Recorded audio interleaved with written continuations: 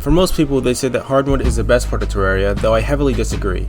Although I did a video previously about all of Terraria's progression, I wanted to dedicate a video to how much I love pre-hard mode and why I believe it's the best part of all of Terraria. Weakness. Pre-hard mode is the hardest part of the game in general despite being the shortest, and I love it for that, and it's because you start with absolutely nothing and you're incredibly vulnerable to any enemy or even the environment, especially on higher difficulties. Despite that fact, I never feel as if anything that happens to me in pre-hard mode is total bullshit, as it's usually just my fault. Understandable losses and the incredible weakness you feel throughout the start of pre-hard mode is what makes it special. Enemies being an actual obstacle throughout pre-hard mode until the golden era is integral to my enjoyment of pre-hard mode, as a lot of your time caving pre-boss will be spent escaping enemies because you fear being three-shotted by them with no good way to fend them off, and this vulnerability and weakness is amazing, as it's the only time in the game that you'll feel it. Terraria devs attempted to replicate this in hard mode so it feels like a reset due to all your stuff being outclassed, but it just isn't the same. If you beat the wall, you'll most likely have many accessories,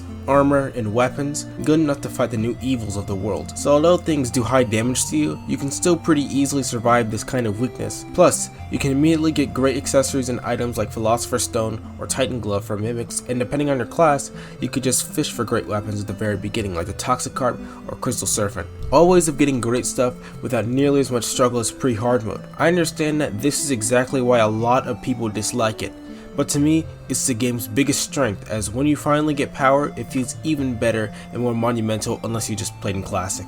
Creativity.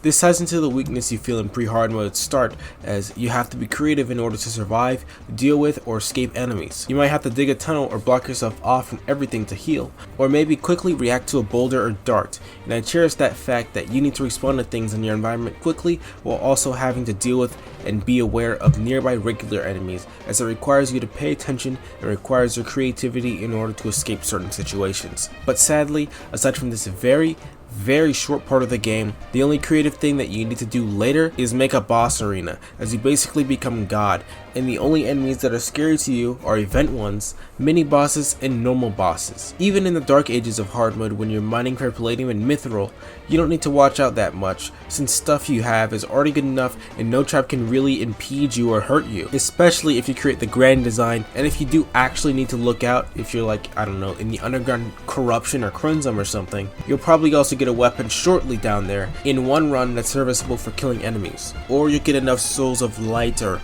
night or something like that. Slow beginnings. I like that you have to take pre-hard mode slowly, and most of my time during it was spent chilling and doing things to build up potions and fishing, and also fighting needed bosses like King Slime for planter boxes. You also have to take it slowly because you're weak during this point until you beat the Eater of Worlds, and by that point you can start going a bit quicker. But pre-hard mode being such a different pace in comparison to the rest of the game makes it far more unique than any other part of hard mode, where goals are always absolute and you can get to them rather quickly. It's always a rush to try and beat the mech bosses since you need the Contaminator, and then an even quicker one to kill Plantera as so much is locked behind her. Class diversity. Class diversity in pre-hard mode is at its highest point. In hard mode, most classes except Summoner just shoot projectiles at enemies that also debuff. But in pre-hard mode, classes are actually way different. Melee is genuinely melee, meaning that high defense is well warranted, as the best pre-hard mode melee weapons like the Fiery Greatsword and the Knight's Edge force you to get close to enemies and engage in real combat. Range is undiverse and consistently boring throughout pre-hard mode and hard mode, and Mage has a high variety of different weapons at different points, like the Vilethorn to the Magic Missile. Summoner is easily at its worst though, but that's whatever because Summoner in general just sucks. Pre-hard mode is also pretty much the only point of the game where it's viable to do actual class mixing with one set of armor by utilizing a multitude of different weapons from different classes, as it's even more likely that you'd stumble across weapons of all different classes through Meteorite, finding the boomstick in the jungle, or after killing the Eater of Worlds for its sword and the musket. Heavy freedom. Though the amount of power technically stops you from super speed running to hard mode or anything, you can fight any boss you want in any order, which is something hard mode lacks. You could kill the Queen Bee before even killing the Eye of Cthulhu,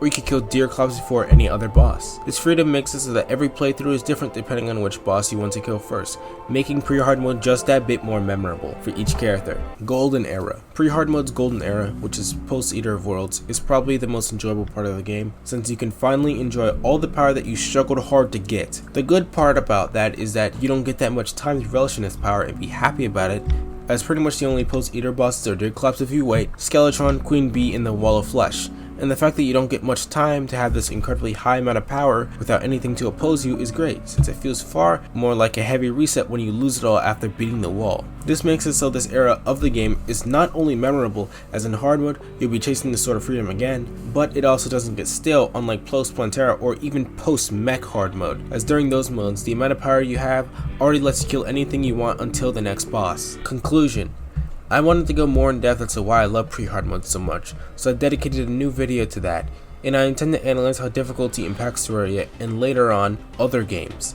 so certainly subscribe for that. It'll be more high effort than my usual stuff, as I've been looking for a video topic to seriously sink my teeth into. Goodbye, join my Discord server, link is in the description.